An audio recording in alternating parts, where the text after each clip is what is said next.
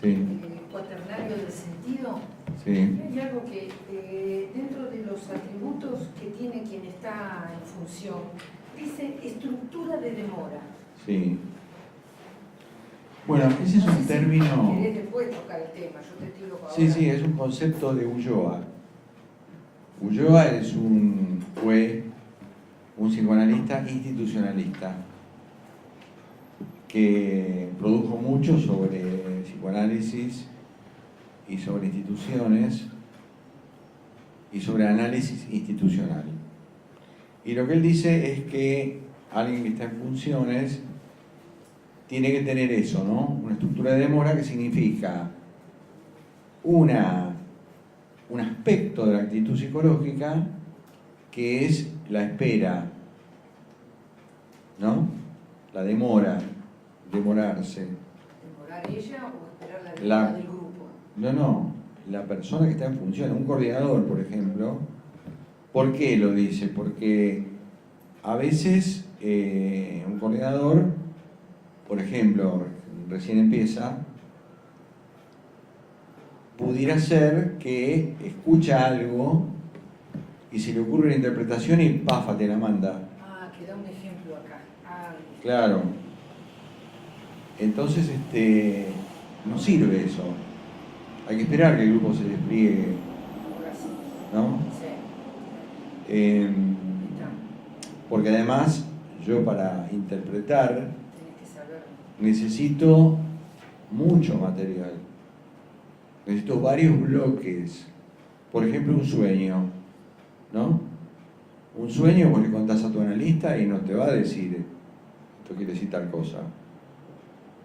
Te va a decir, bueno, a ver, ¿usted qué piensa de este sueño? ¿No? Entonces, bloque 1, relato del sueño. Bloque 2, tu asociación. Y después, él te dirá algo, ¿no? Entonces, entra dentro de lo que nosotros llamamos en psicoanálisis el trípode timing, tacto y dosificación. Un analista tiene que tener estas tres categorías a la mano. ¿Sí? Sí. Timing, saber cuándo decir algo. Tacto, cómo decirlo. Eso tiene que ver con el cuidado y tiene que ver con la táctica. Fíjense que tacto y táctica vienen de tocar despacito.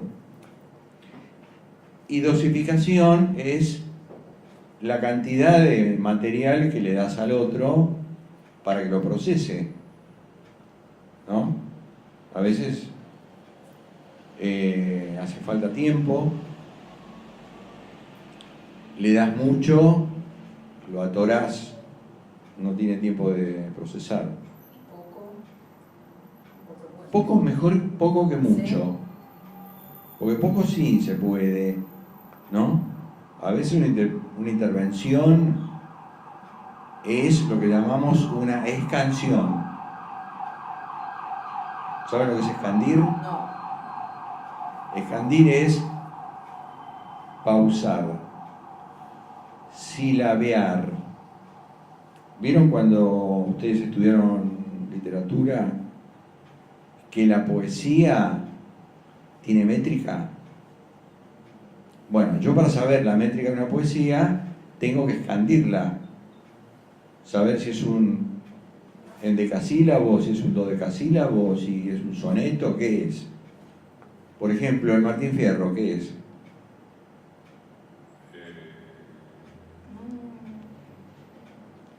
Aquí me pongo a cantar. 7. Al compás de la vihuela. 8. Son alternancias entre octosílabos y heptasílabos. ¿Y la prosa? La prosa no tiene. La prosa, está bien tu pregunta, porque acá estamos en prosa. Claro. Entonces, un analista o un coordinador que hace una escansión, lo hace con toda la intención de que el otro escuche pausadamente lo que dijo, ¿no? A nosotros se nos ocurrió el verbo combinado lentificar, que quiere decir dos cosas: hacer lento el discurso y poner una lente, ¿no? Por ejemplo, yo tengo una paciente que cada 2 por 3 dice la puta madre. La puta madre. Ya sabemos que todo el mundo dice la puta madre, pero a mí no me interesa que sea una muletilla para todos. Entonces, yo le digo, la puta madre. Eso es escandil. Una pausa para que ella escuche la puteada a su madre. Si cabe, a lo mejor no es por ahí el lado, ¿no? Digo para marcar una contradicción, porque por ahí tenés una paciente o un paciente que te dice, bueno, mis viejos son extraordinarios, mirá las fotos que tengo, todos sonrientes, todo fantástico, qué sé yo, y cada tanto te larga la puta madre, ¿no? Refiriéndose a cualquier cosa. Entonces cuando vos escandís, haces pensar, poner por lo menos en duda si fue tan extraordinaria madre, porque ella podía decir carajo o coño, qué sé yo. Una de las cosas que aparecieron en el grupo la vez pasada es el tema de la deuda. Ahí venimos al mundo, ¿no? Tiempo cero. ¿Qué tenemos ahí en el origen? Tenemos unos dones. ¿Cuáles son los dones? El lenguaje. El lenguaje, la Claro. cultura y la vida. Esos dones generan deuda. Esa deuda es impagable. Es lo que genera la ¿Es culpa. impagable realmente? Impagable. ¿Vos podés pagar la vida que te dieron? Porque entonces yo había entendido otra cosa. No, yo entendí. ¿Qué entendiste? Yo lo entendí que como era algo heredado, Sí. y que que muchas veces lo volvía a repetir o era una acción repetitiva a la cual uno estaba como pagando esa deuda continuamente. Sí, uno paga con otros, Bien. pero no con... No con uno mismo. Entonces yo me doy cuenta de que, bueno, Te voy a decir- no repito la deuda, por ejemplo. Te voy a dar un ejemplo de Goethe. ¿Lo tenés a Goethe? Un poquito. Bueno, el doctor Fausto dice, lo que heredes de tus padres, deberás ganártelo. Parece una frase filosófica, ¿no? Pero es así. Sí. ¿Cómo se ve esto en la clínica? Cuando hay temas de herencia, que todo el mundo quiere la guita, ¿no? Hay que ver cómo paga esa gente después con su cuerpo, con su salud mental, con su conducta, cómo paga esa ambición. ¿Sí? Que seguro la paga. ¿Eh? Algo, seguro lo va a pagar de alguna Claro, manera. pero con otra cosa. Totalmente, claro. Y cuando uno paga con otra cosa, no termina nunca de pagar. Ejemplo del obsesivo. ¿No? Vamos a poner un ejemplo de un obsesivo. El señor X tiene un hijo. ¿Sí? Bueno, en algún momento de la relación cometió una injusticia con este hijo. ¿No? Como suele hacer cualquier padre. Ahí es perfecto. Pero en el momento, con el impulso, yo que sé, de la bronca, bueno, le dio con un caño a este pibe. Ahora, como es culpógeno, después empieza a arrepentirse. Y se arrepiente, y se arrepiente cada vez más. Y resulta que, no sé, vamos a suponer, le pegó cuando era chiquito. Entonces después la culpa es tan grande que empieza a llenarlo de regalos. Y esto no termina nunca, porque es inabarcable. Como no hay equivalencia entre el daño y un regalo, entonces capaz que se funde comprándole regalo, pero nunca va a pagar, siempre va a estar con el... Pero entonces el hijo repite la misma deuda. Sí o no, depende, porque el chico es otro sujeto. Está bien, viene de este padre, pero no necesariamente Le va a pegar a somos él. lo mismo. Claro, bueno, le pega. A veces hacemos todo lo contrario, ¿no? Pero sí es cierto que las frustraciones de la generación 1, esa generación pretende que haya logros en la generación 2. Ejemplo, acá nadie estudió. Bueno, esto tiene que estudiar, esto tiene que ser lo mejor. Mi hijo es doctor. Mi hijo el doctor es eso, Mi hijo el doctor. ¿no?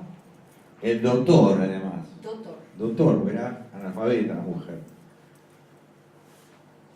Bueno, entonces esta impagabilidad, por eso yo la comparo con el crédito del banco.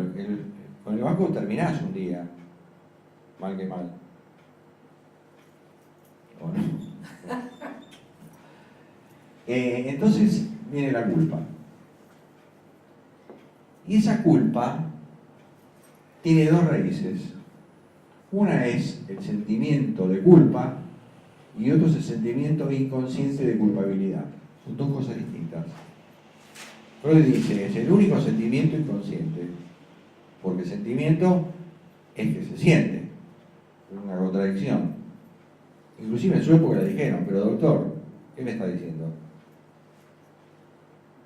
Y entonces Freud dijo, este sentimiento inconsciente de culpabilidad no se percibe. Este sí. Y este sentimiento de culpa ya es un pago.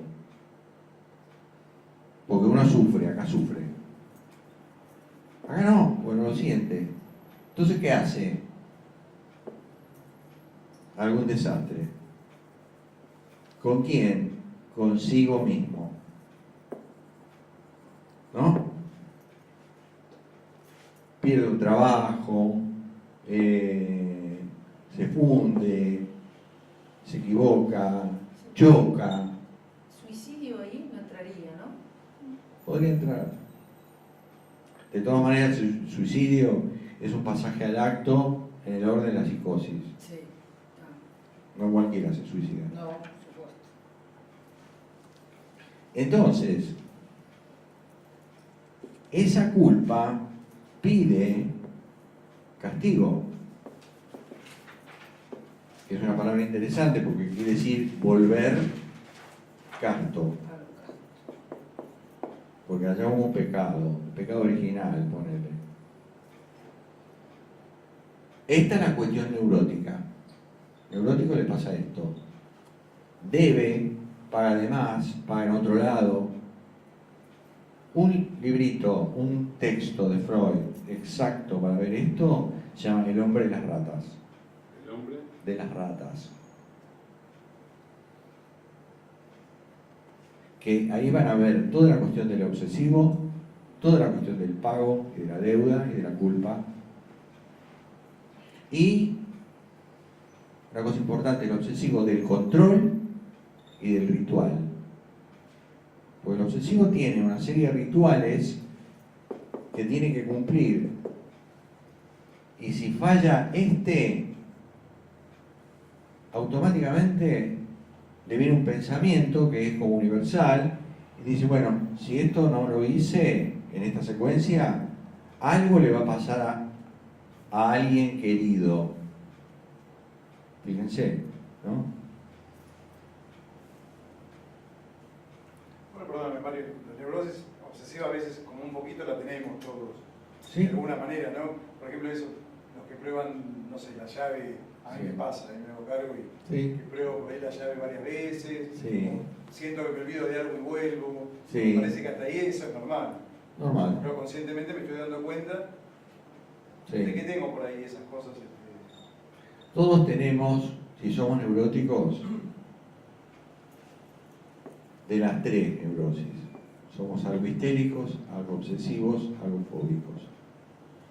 Ahora, dentro de lo que podríamos llamar comillas, muchas comillas, normal, les aviso que Lacan dice que no somos normales. Manejamos esto de acuerdo a la situación. Por ejemplo, para las cuestiones del amor hay que ser histérico. Del laburo hay que ser obsesivo. Si no te rajan. Y de la vida en la calle tienes que ser fóbico. Estar atento. ¿No? Tiene que ver con un poco de paranoia también. Sí. Vamos a decir que todos también tenemos un poco de eso. Algunos no, pero bueno. Ahora, una cosa es eso y otra cosa es decir, bueno, tenemos un poco de las tres, pero hay una predominancia. El hombre de las ratas es un obsesivo, pero además es un obsesivo grave. Grave. ¿Qué quiere decir grave acá? Tiene muchos síntomas. Muchas cosas. Dice Freud, la energía que gasta un obsesivo por las ideas que tiene y por los problemas que se inventa, se le come 3/4 de la vida. ¿No? Como el tipo que cree que se olvidó la luz prendida. Entonces vuelve, hace 200 kilómetros, o porque se olvidó de entregarle el perro a un amigo y entonces va a morir el perro. Bueno, esa sería la secuencia. Ahora, cuando se trata de pagar, decimos, se paga para adelante. A la otra generación le pagas. A los hijos, por ejemplo. O a los que sean sustitutos de los hijos, ¿no? Ah, entonces se paga. Se paga algo. Se paga diferente. ¿De dónde viene todo esto de la antropología? Los antropólogos que estudiaron las tribus más primitivas dijeron, bueno, ustedes saben que hay dos tipos de sociedades. Sociedad caliente, sociedad fría. Nosotros estamos acá. Sociedad industrial. Estamos a full. Acá están las tribus que viven tranquilos. Entonces, ¿en qué se basa el intercambio acá? En pocas cositas. Dar, recibir, retribuir, prestar, devolver. Pocas cosas. Entonces, intercambian objetos, cosa que acá también hacemos, Digamos, hay unos códigos sociales que hacen que nosotros demos, recibamos, retribuyamos lo que nos dan.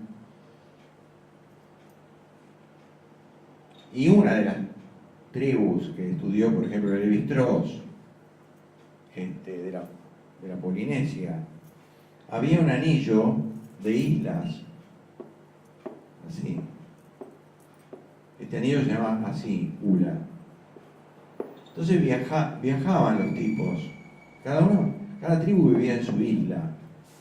Entonces viajaban intercambiando objetos y mujeres.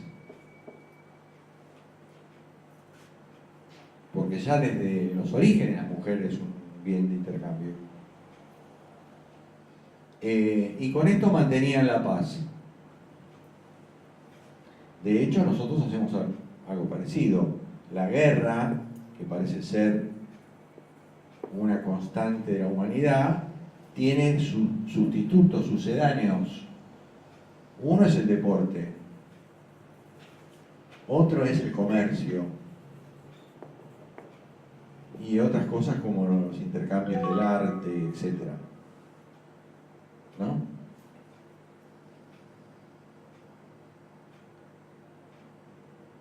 pero se ve que no alcanza. Por eso esto predomina a través de toda la humanidad. ¿Y por qué? Porque hablamos. Los alemanes no hacen esto.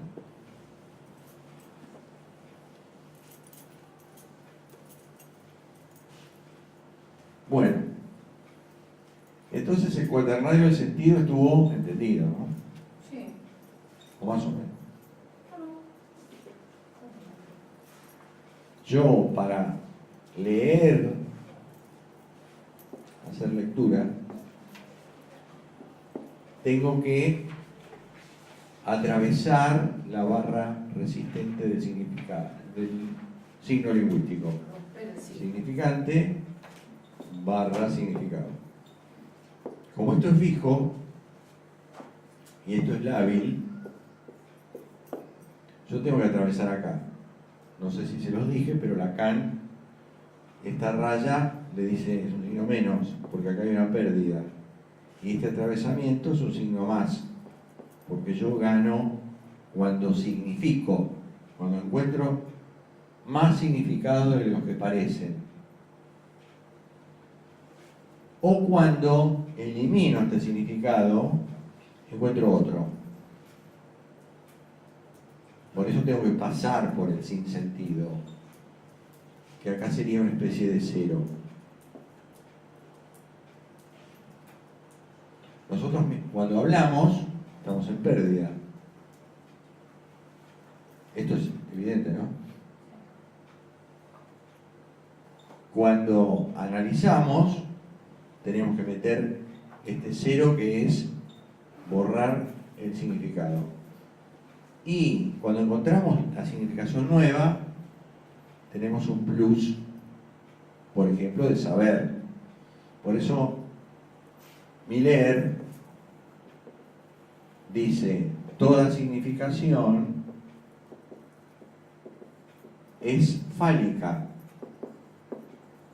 Porque yo cuanto más significo, más poder tengo. ¿Y cuándo significo? Cuando paso por la pérdida. O sea que hay dialéctica acá. Pérdida, ganancia, ganancia, pérdida.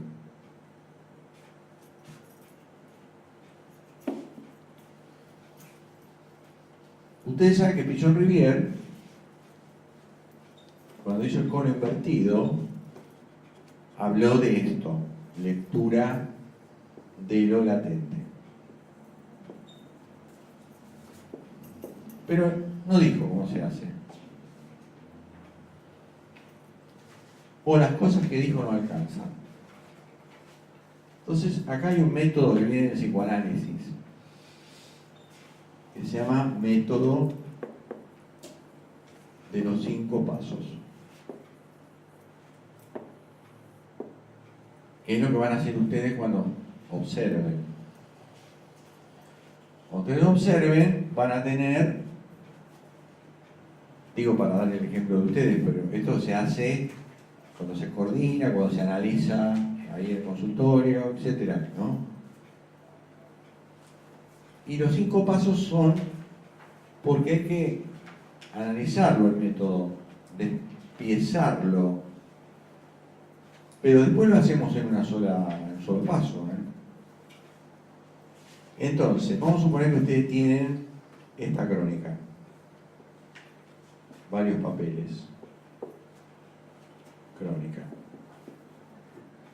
que tomaron nota de todo lo que el grupo habló, el coordinador, todo, ¿no? La clase teórica, figura todo ahí. Entonces, cuando ustedes analizan esto, que ya se llama grupo de papel, ya el grupo no existe más, existe esto. No es un grupo de papel. Yo analizo este escrito. Entonces, primer paso, entro por lo que tengo, por la puerta, y la puerta es lo manifiesto. Lectura de lo manifiesto. ¿Qué es lo manifiesto? Lo visible, lo audible, pero así como viene. ¿Qué es lo que hace un analista? Oye, no escucha, oye primero.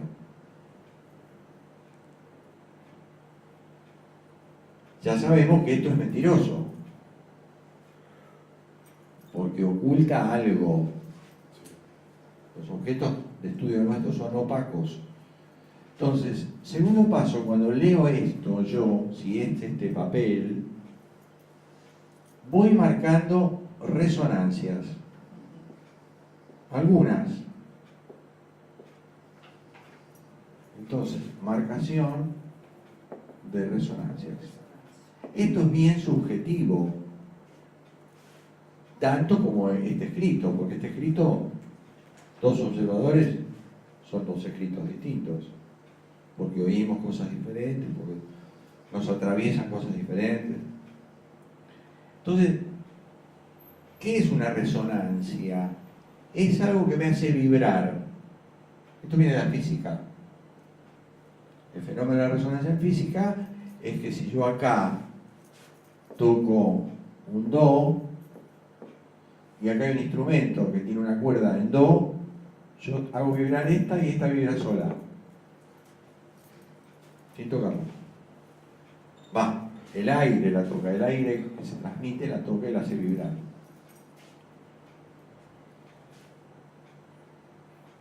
Es más, en el oído interno nosotros tenemos una especie de órgano, así con pelitos, que se llama órgano de Corti. Y cuando entra el sonido, esto vibra. Y esas vibraciones van traducidas a señal eléctrica al cerebro. Y yo percibo el sonido y lo entiendo, me gusta o no me gusta. Entonces marco eso. Tercero, leo lectura de resonancias. O sea, leo solo esto. Y asocio libremente. O sea, otra instancia subjetiva. Me deliro, decimos acá. Asocio.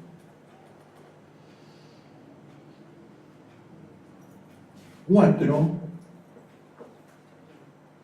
ajuste a teoría. Ahí tenemos una primera instancia objetivante. Porque con eso que yo leí, yo lo puedo encajar en marcos teóricos. Yo puedo decir, bueno, yo encontré hasta acá un organizador grupal y acá otro, diferente. Ya eso es ajustar la teoría. O puedo empezar a decir, se oye mucha demanda, y demanda es un concepto. O se capta mucho goce, y goce es otro concepto.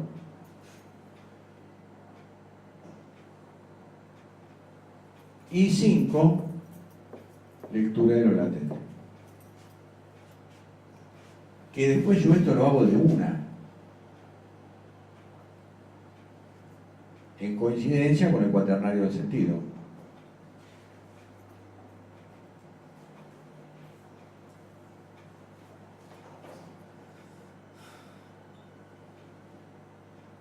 Ahora, para llegar a ese de una o de dos pasos, yo tengo que familiarizarme con esto.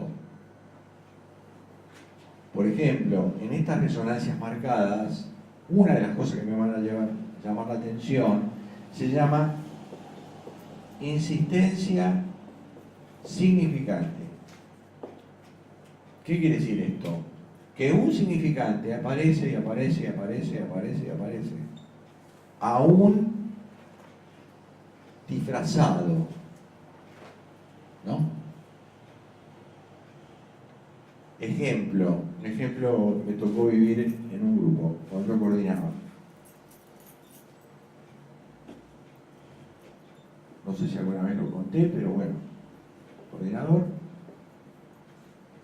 El grupo estaba en sesgo.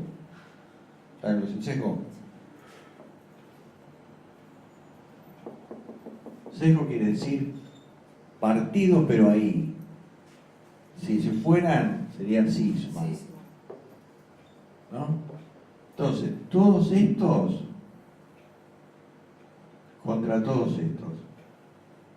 Acá había un líder del grupo A, del subgrupo A, acá había un líder del subgrupo B. Estos eran todos jóvenes, estos eran todos mayores, de mayor para arriba. ¿No? Se tiraban, para mí, oreja, se tiraban con todo, pero cualquier inadvertido diría, no, están trabajando. Entonces, no sé qué intervención hice yo para marcar esto, este sesgo, y todos se enojaron. Dijeron, ¿qué problema? ¿Qué conflicto? Ninguno.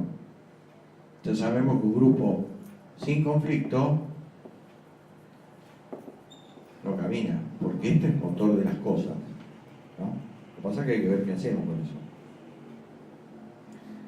Entonces, yo lo que hice fue leerles las resonancias, porque yo cuando coordino tomo crónica.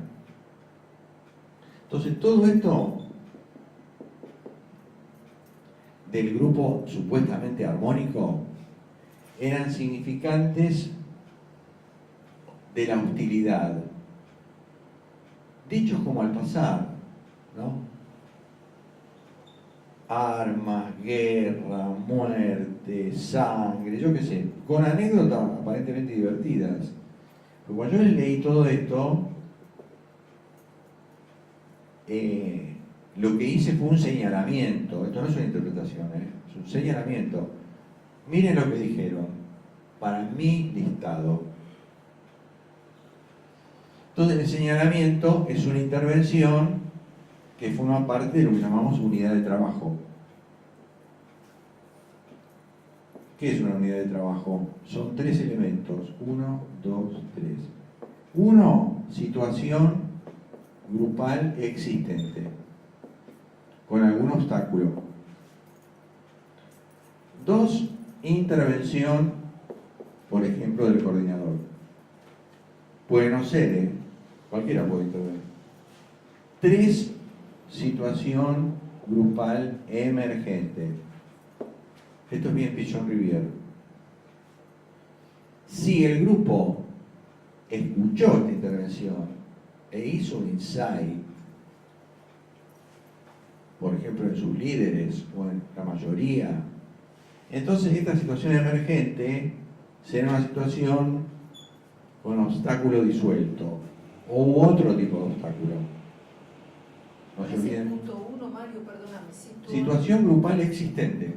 Es lo que hay. Un grupo con un conflicto. Bien. Ponerle un dilema. Intervención. Y si esta es eficaz, ¿qué quiere decir eficaz?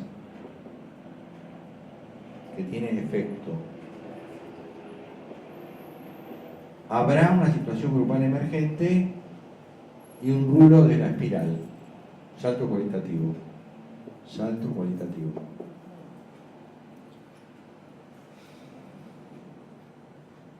Hay un darse cuenta, un insight, una cosa nueva, superadora de este dilema. Entonces, si acá tenemos un dilema, acá tendremos un problema. Pero no es mala palabra problema acá, ¿eh? Dilema es estereotipo, problema es dinámico. Porque tampoco nos interesa una solución final, no. Nos interesa problematizar. A veces, esta tercera situación no es inmediata. Pasa mucho tiempo después, o en otro momento, otro día. Entonces la unidad de trabajo ya abarcó 3 reuniones.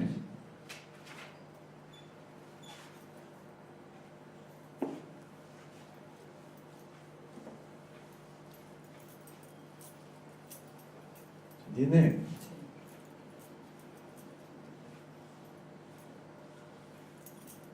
Obviamente que acá, en este caso en particular, acá y acá había un congelamiento de líderes opuestos, en apariencia no, estaban opuestos, y mucho narcisismo, ¿no? Es muy fácil en un grupo derrotar a un narcisista, porque solamente con confrontarlo con el saber ya se cae, ¿no? El narcisista necesita su par opuesto que se llama castración. Ley.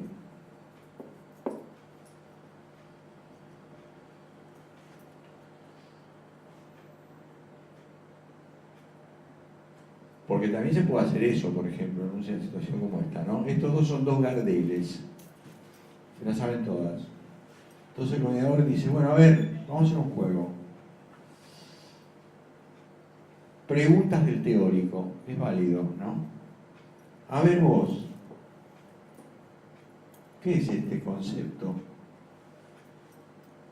Silencio. Vos, ¿no? Porque todo esto es una impostación, ¿no? Ahora, pudiera ser que esto continúe la situación dilemática y esto se transforme en un sismo, o sea, se rompe esto. Cosa que lo vemos frecuentemente en los movimientos políticos, religiosos, ideológicos, psicoanalíticos. Cisma. Porque hay mucho narcisismo acá. Ustedes van a ver, por ejemplo, si ustedes quieren empezar a leer a Lacan, no sé si han empezado. Pero hay un montón de libros que son de introducción. Introducción a Lacan, para leer a Lacan, para comprender a Lacan, hay un montón, chiquitos. Uno los lee y dice, bueno, acá está la posta. Y enseguida salta esta cosa narcisista del autor, que no habla para la gente, habla para otro psicoanalista. Entonces enseguida la embarra y ya no entendés nada.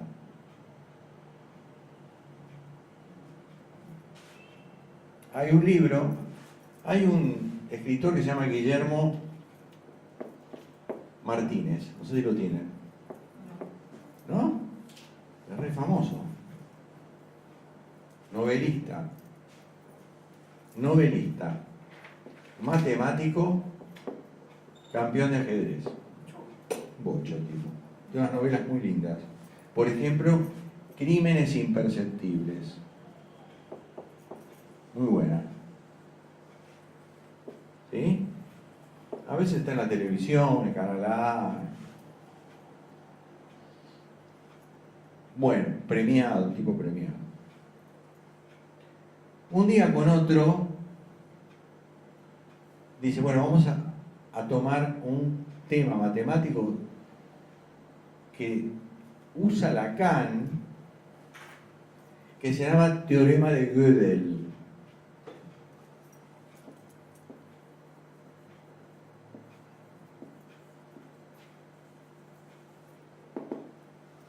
Teorema de Gödel, famoso teorema de Gödel. Muy complicado. Este teorema intenta decir que la matemática que conocemos es una matemática posible, pero depende de los axiomas que la rigen. Es complicado y Lacan lo usa para cuando se empieza a meter con la matemática, ¿no? Entonces, este Martínez con otro tipo resolvieron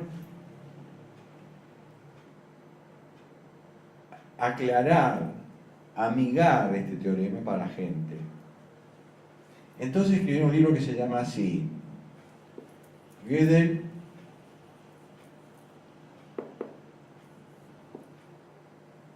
¿qué quiere decir eso? Para todo. Gödel para todos. Podemos decir así, ¿no? Que es un signo de la lógica, la teoría de conjuntos, ¿no? Este para todos, uno piensa, bueno, es para mí. Bueno, lee 3 páginas. Entonces, en la 4ª página, pongamos, hay una foto de algo escrito a mano. Que dice, bueno, vamos a demostrar que 2 más 2 es igual a 4. Para empezar, ¿no? Y acá hay un fárrago de cosas y de signos absolutamente incomprensible. Bueno, se terminó este para todos. Chao. Así que nosotros vivimos en un mundo en donde estas cuestiones narcisísticas se ven reflejadas en el problema del poder, que es todo un tema muy grosso, que está en todos lados, está en los grupos, en las familias, está entre los amigos, en los clubes, ¿qué le dirían? En los partidos, ¿no? ¿Vieron lo que pasó en el PRO con Rodríguez Larreta y la otra que se llama? Chetti. Bueno, cuando Macri dijo, bueno, yo elijo a Larreta, y la otra que se muere, y ahora se están tirando con lo que tienen, donde ahí venía un equipo consolidado, ¿no? Bueno, esto.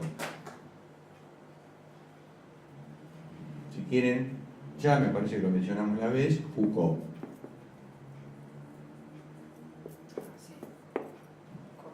Foucault.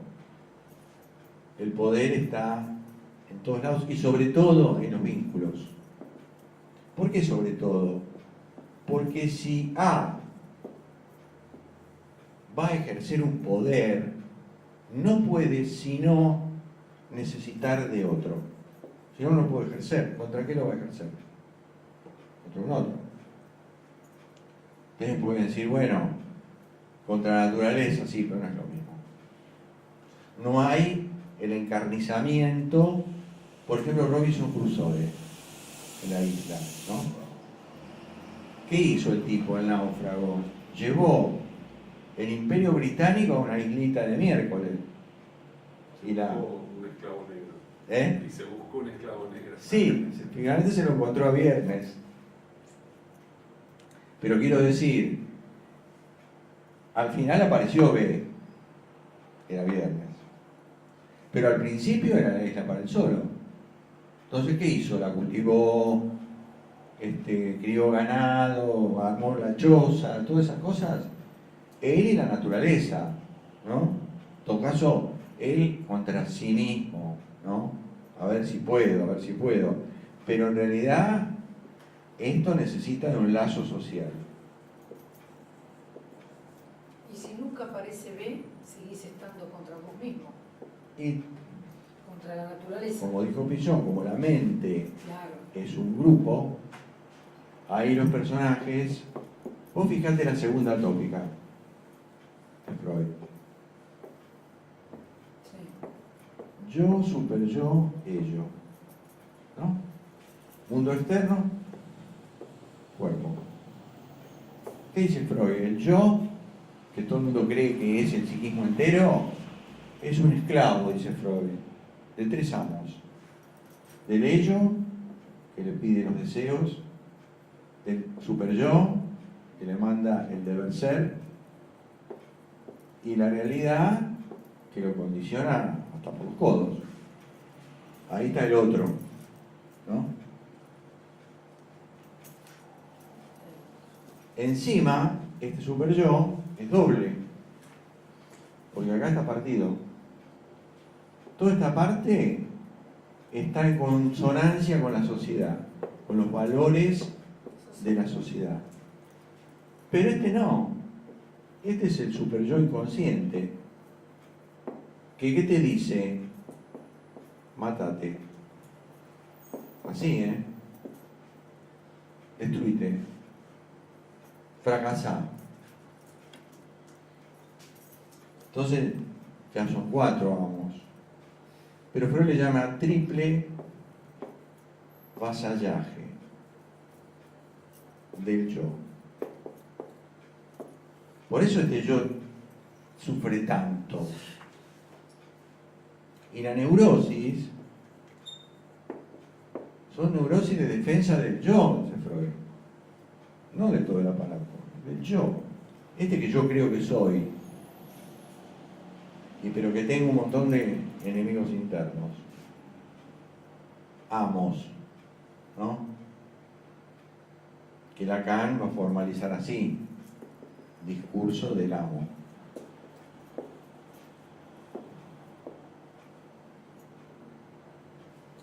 Ahí aparecen, por ejemplo, los mandatos, que son de todo tipo.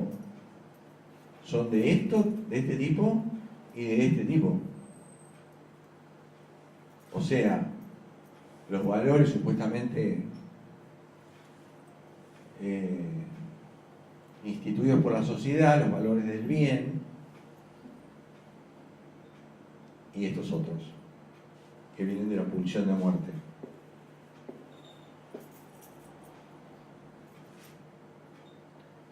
Entonces, cuando todo este tipo se encuentra con un otro, todos estos pedazos empiezan a tallar y a ponerse en juego. Y una de las categorías en que más se ve es en el poder. Por eso dice Lacan, toda relación es de dominancia. Es lo mismo que dice Foucault. El poder está en la capilaridad de los vínculos, en la entretela de los vínculos. Esto es un poco como la película El náufrago, donde se hace amigo de la pelota de Wilson. Claro, de Wilson. De vóley. Es para que todo el yo, el ello y el super yo no lo hagan pelota. Claro, él necesita de un otro. De un otro. No importa la forma, necesita de un No, otro. ese es el espejo. Claro. El espejo, yo, Wilson. Que es la cara con sangre, la dice. Sí. ¿Y cómo sufre cuando se le pierde en el mar? Esa escena lloró todo. Porque parece Es el terrible. hermano. Cuando dice que lo siente, es Claro. terrible. Y eso que acá no hay nadie. No. Pero para este sí. Por eso estábamos hablando del espejo. El espejo es un tipo y la imagen, ¿no? Se miran. Uno mira y ve. El 2 mira. No ve porque no hay nadie, es una imagen. Pero yo me siento mirado por este. Por eso el espejo es un objeto, dice Lacan, único en la cultura. Porque tiene cualidades que no tiene ningún objeto. Me veo distorsionado, me veo todas las veces diferente. Necesito chequear ahí algo. ¿Para qué? Para ser otro. Eso es lo que buscamos todo el tiempo. Y ese otro tiene que ver con un aspecto del super yo consciente que se llama ideal del yo.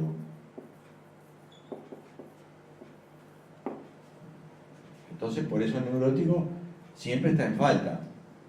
Porque le falta llegar a eso que no se llegará nunca, ¿no? Entonces busca ser otro, ser otro, ser otro, ser otro. Y con el otro. Y a veces para hacer algo hay que destruirlo al otro.